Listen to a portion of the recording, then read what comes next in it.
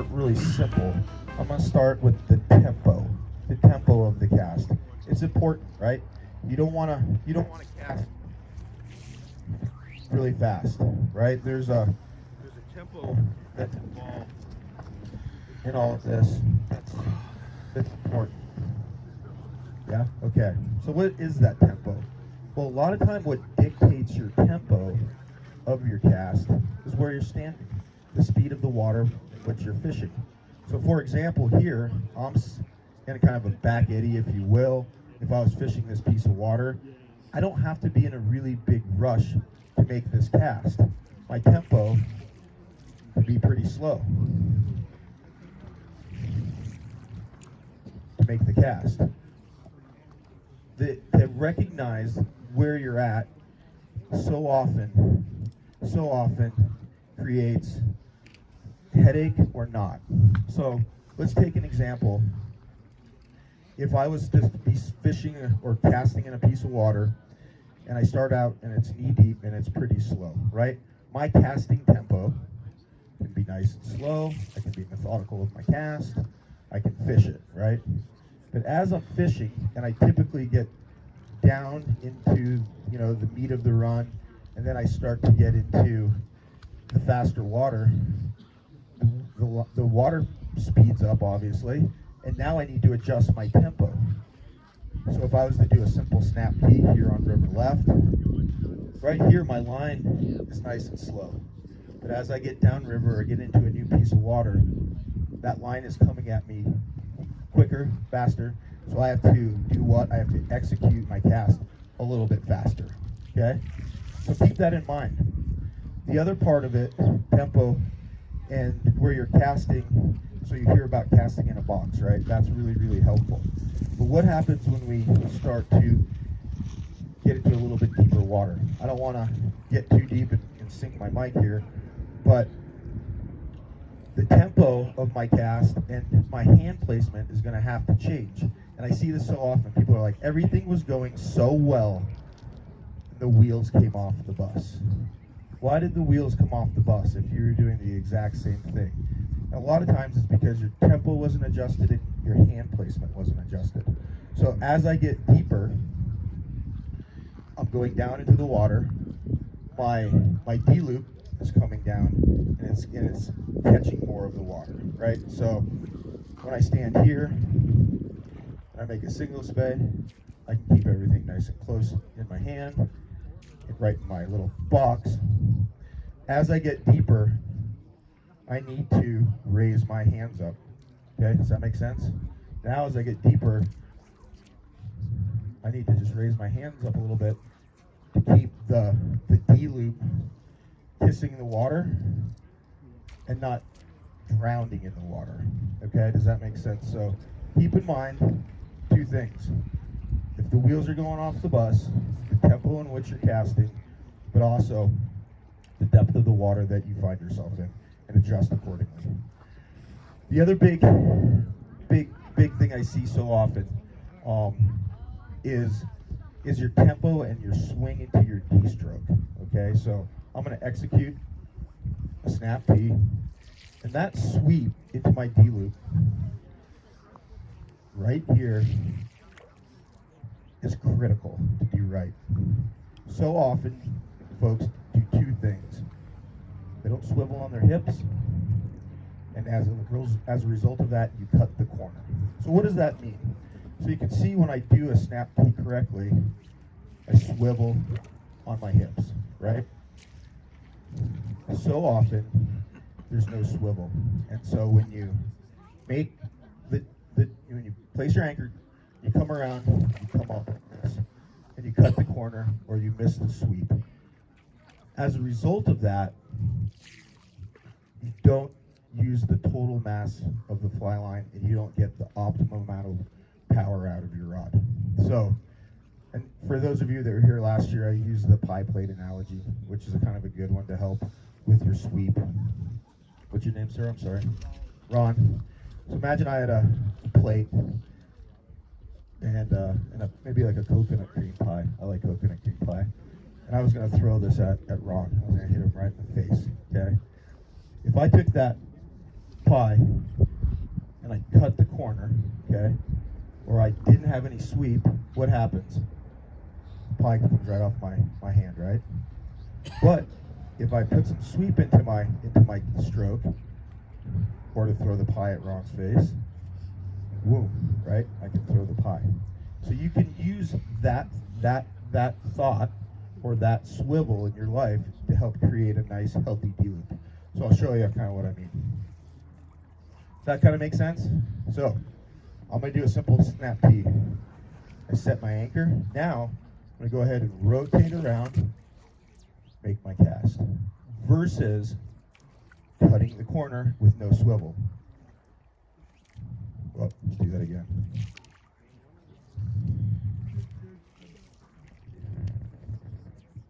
See the difference? They both work, but adding some swivel to your cast, rotating on your hips, cast is a lot better. Okay? So keep that in mind. A little swivel in your life. Throw a coconut cream pie at some guy across the river if you're having a little bit of trouble when you're cutting the corner. So Simon talked about dipping. Let's talk about power application. That's a really good one. How do I take this rod and how much do I push on my top hand and how much do I pull on my bottom hand? So we all mostly come from the single-handed world, right? And a lot of people are right-handed, and your right hand, your dominant hand, is now in kind of the non-dominant position. And we've been taught as single-handers to push and pull, right? That's our cast. Well, in the two-handed world, we've made it a little confusing, and so often we put our dominant hand in the non-dominant place, and then our non-dominant hand is on the bottom. So often, right? And the ratio, if you will, of power that a lot of people use is about 80% on the bottom hand, with about 20% on the top. You're not really pushing and pulling so much when you're casting on the top hand. It's more of a guide, right? So this top hand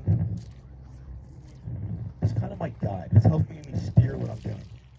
But my bottom hand is where I'm generating a lot of the power.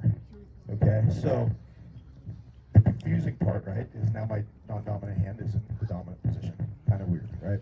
So that's a little bit of a kind of a brain readjust, if you will, is thinking, okay, my left hand, if I'm right-handed, is going to be on the bottom, and I'm really going to drive this rod off my bottom hand.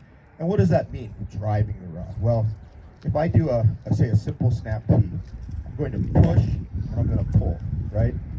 I'm going to come into my D stroke, I'm going to push, bottom hand, pull to make the cast, okay? So if you're getting a case of Spey shoulder, maybe your upper shoulder is getting a little sore, maybe you're doing too much work on your top hand, and you need to readjust your power application to your bottom hand. Make sense? Okay, cool.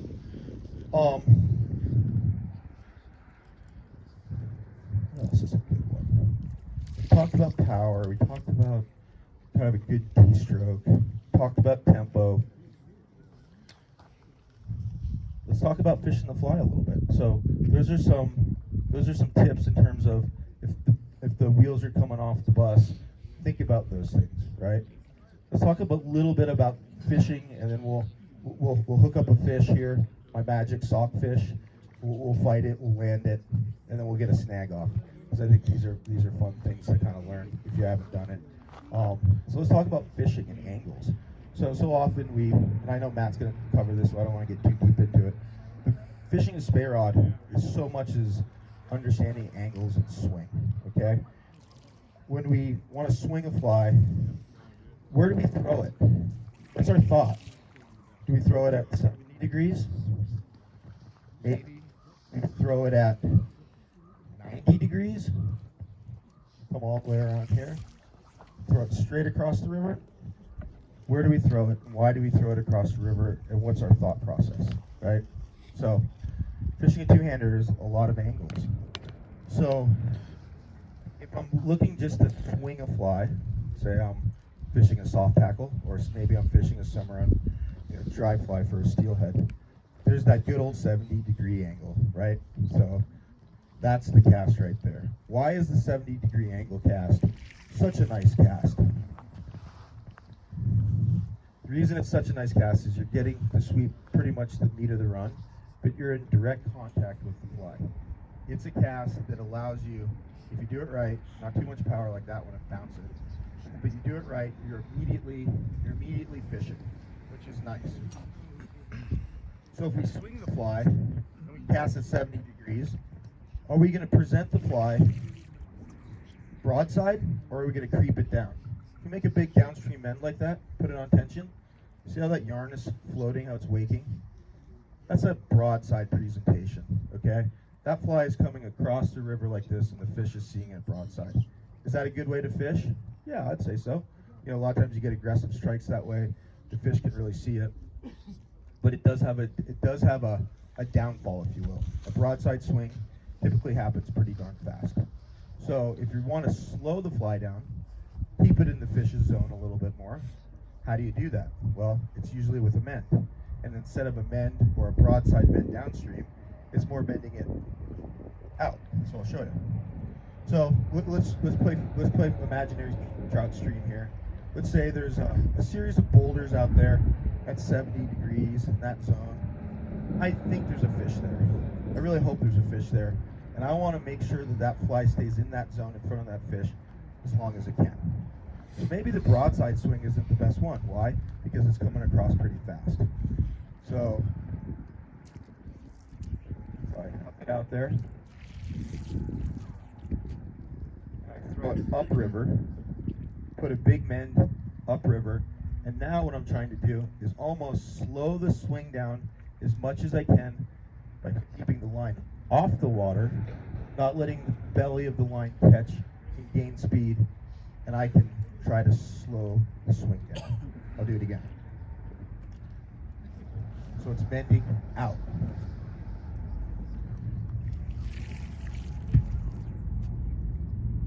Bend out. And now I'm going to hold the, if I can, hold the line off the water as much as I can, and really, really hold it there. Try to keep that fly in the zone as long as I can. So we'll do a broadside, ripping across, and you can see the difference.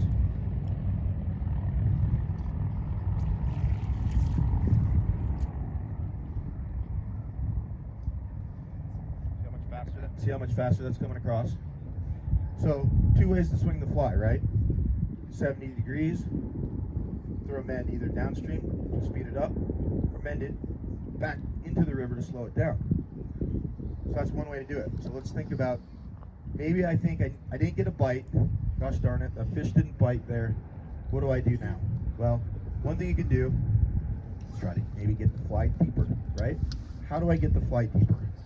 A couple ways to do it. You could go ahead and put a heavier sink tip on, put a heavier fly on. But maybe you're a lazy guy like me and you're like, I don't want to do either one of those because I don't want to change the stuff because it's pain. So I'm going to adjust my casting angle, okay? So from 70 degrees, I'm going to go to 90 degrees or maybe 80 degrees. At that point, I'm going to throw a mend in it. I'm going to let everything sink off tension. And then when it hits 70 degrees, what happens? It goes back on tension. Now I'm fishing. What does that look like? Now I'm going to cast more upriver. I'm going to throw a mend in it. And I'm going to let that sink off tension. Okay? Now when I get to 70, I'm going to put it on tension. Maybe I'll lift it up to slow it down. And I gave it that 20 degrees, if you will, to sink. Right? Does that make sense? So you can adjust the depth of your cast so often with your angles. Okay? Make sense? If you're fishing a tail out, where do you cast it? Tail out might be a 50 degree cast, right? Tail out cast might be, I'm going to cast downstream. I know the water's shallow, and I just wanted to come across, rip it fast maybe, big downstream mend, fish sees it, chases it, doesn't have a lot of time.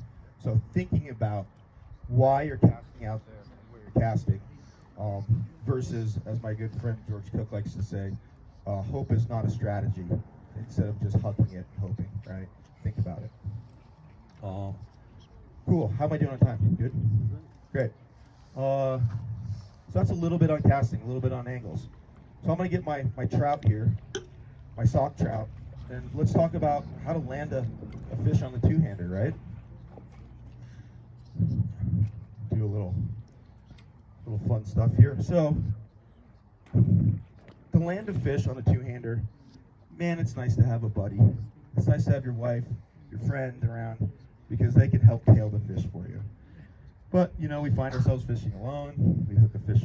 We're like, oh my gosh, this thing is so rad. I really want to get my hands on it. But I've got a 10.5 foot, I've got an 11 foot, or maybe I got I'm steelhead fishing or a bigger stick, and I've got a 13-foot rod, right? So all of a sudden landing the fish becomes a little bit more difficult. How do we do it? What's a good way to do it? So this is going to be my fish, okay? Try not to get up here. Just drag it through the weeds. It's only 1,000 rod. Okay. Let's throw my fish out there.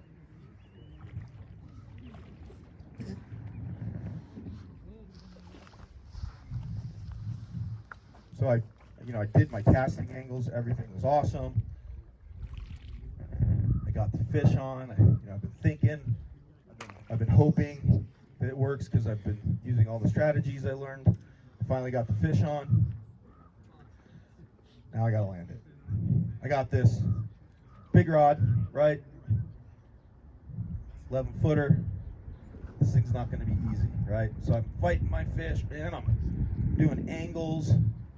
You know, on a hang down fish, how do we set the hook? Do we set it straight up? Do we set it straight out? Or do we set it straight in?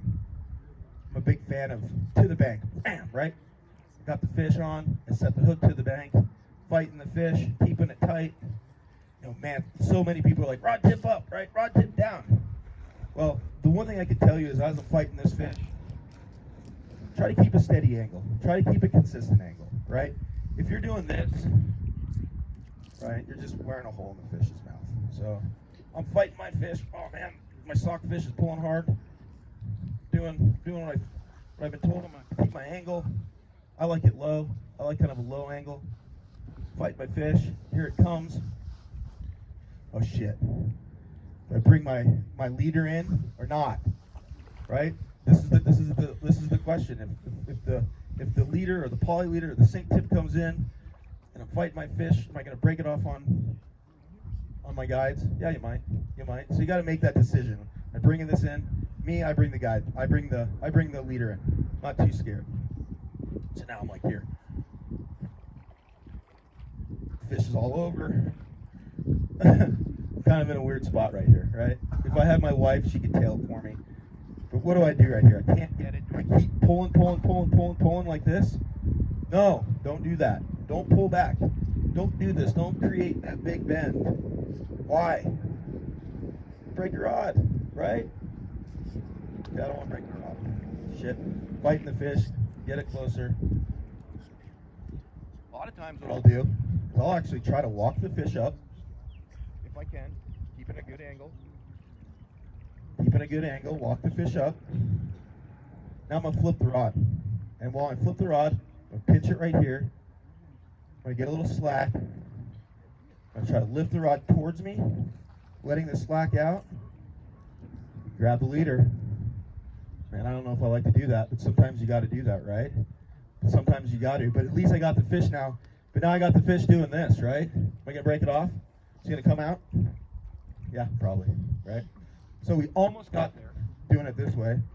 So what I'll do again, get my fish, kind of try to walk them up to me if I can, pull some line out. I'll release, keep it my rod tip, and I try to tail the fish. Try to grab its tail. Hopefully he's big enough, right? We can tail the fish. Now I got it. That's one way to do this. Not a bad way. If you're in fast water, that's a tough way. So the second way I like to do it is I go ahead and I assess my landing zone. Okay, let's figure out, I got them on a piece of water where I can't do that technique. I can't walk them up. I can't slide them over. So now what do? You got to find my landing zone. Okay, what's the landing zone? Well, it's a place where I can guide the fish in and I can get to it. So I'm going to throw my fish back out there. We'll do the landing zone. Okay, fighting the fish. Giant brown trout. It's 27 inches. I know he's around here. Got him. Okay, landing zone. I see a nice piece of water, right? We do this in our drift boat so often. Or on our raft. Like, we got the fish on. It's a heavy piece of water. We want to take a picture of it. What do? We find a landing zone. So I see the fish. I see the landing zone. So I'm gonna go ahead and kind of get him there where I want. Keeping tension. Get him closer. Get him closer. Get him closer. Get him closer. Right? Oh man, it's in the guides. So at this point, again, I'm gonna keep it tight if I can. I'm gonna pull some line off. Now I'm fighting the fish here off the reel. I'm gonna go ahead, release some line, try to grab the fish. Okay, so that's downriver in a good landing zone, and I got the fish. The one thing we really want to try to avoid is two things. We want to avoid hooping the rod, right? Breaking it. And we really, if we can, we want to try to avoid grabbing the leader and having the fish do that, right? So if you can, belly or tail, find a landing zone. But the key again is taking some line off your reel, keeping some tension, and then slowly letting it go, grabbing your fish. Okay? Make sense? Okay. Let's do how do we get a snag off? Or any questions? Let's start there. Anything? Any questions? No? Jake? Cool. So let's talk about a snag, right? How do we get a snag off? This is another really good way to break your rod. And we've all seen it. Yeah, right down there. We've all seen it. And you can just kind of go right down for me, Jake. My sock fish. Yeah, I'm going to give it to you. You're going to pull it. So, where do snags happen? Well, everywhere. A lot of times they happen at the end of the swing, right? We're fishing a sink tip. Maybe the water's a little bit deeper. You can just break it too. So where does this snag happen? So a lot of times it happens out here, right? But so often, man, we swing into the inside. We're hoping for that grab downriver, and we get caught up right down there. Sometimes it's a rugged snag, and sometimes it's just a really easy one. You got it? Yeah. Hold on to that. Be my snag. So I get to the end of the swing. I'm going to recast, right? Oh shit, hung up. What do I do now? Do I walk down there and get it? That's a safe way, but I really don't want to do that. I don't want to spook the water below me. You know, I want to be stealthy. I want to try to catch that fish. What's our instinct? We all know what we want to do. We want to go, right? And then we want to do this. It's kind of like hooping the rod when we got the fish on. We pull, snap. Okay, go back to the truck, get the backup rod because I just broke my rod. Because I just wasn't patient enough to get the snag off. So what do? There's a couple ways to do it. One, I always start with is get it nice and tight and let it go. Let it sink down a little bit and lift the rod. Okay? Really, really, for a minor snag, that's a really nice way to go. So again, what do? I want to pull a little bit of tension. I don't want to drive the hook right on that snag, but I want to put a little tension. Just let it pop. Let that line go downriver a little bit. Just lift the rod. So often your snag will come off right there. You can also do that if you don't want to use the rod. Just take a little bit of line, grab it. Now I'm not using the rod at all. Now I'm really safe. Pull it, just pop it. So often, particularly like when it's down below, that fly will come free really easily. But if it's a little bit more severe, right? Well, sometimes they do. Same technique so often, but now I'm going to throw a little bit more of an aggressive bend. So we'll pull it tight. Right there. Pop it, or let it go, and I'm going to try to just reach outside, let it go. Just let the current take it if you can. Give it another little pop. That's a good way to do it too. Those are two good ways to get your snag off without breaking your rod. Okay? Make sense? Helpful? Okay. What else was I going to talk about? Question? Yeah. What if it's not coming off? If it's not coming off, which is a great question. If it's not coming off, I really don't want to break the fly off, right? Maybe it's an intruder fly. Maybe it's a fly that I spent some time tying. It's got some jungle cock in it. It's really cool, right? Some rhea. What I typically will do at that point is have nothing to do with the rod, really. And I will go downriver of the snag. So I would go, I'm not going to go because I have this on, I don't think it would work.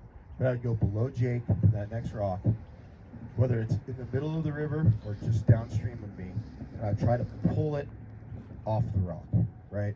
I'm not going to start hammering on the rod. I'm not going to keep doing that little trick because clearly that little trick isn't working. The best thing to do is go downstream of it and try to pull it off the snag downstream. That's what I do. And sometimes you get a snag that's so bad. Say la vie, fly. You got to break it off, right? And how do we break it off? That's actually something worth talking about. So if I'm going to break a fly off because I got it stuck, again, I'm not going to do this. I'm not going to start hammering on the rod. I'm going to point the rod at the snag, and I'm going to pull.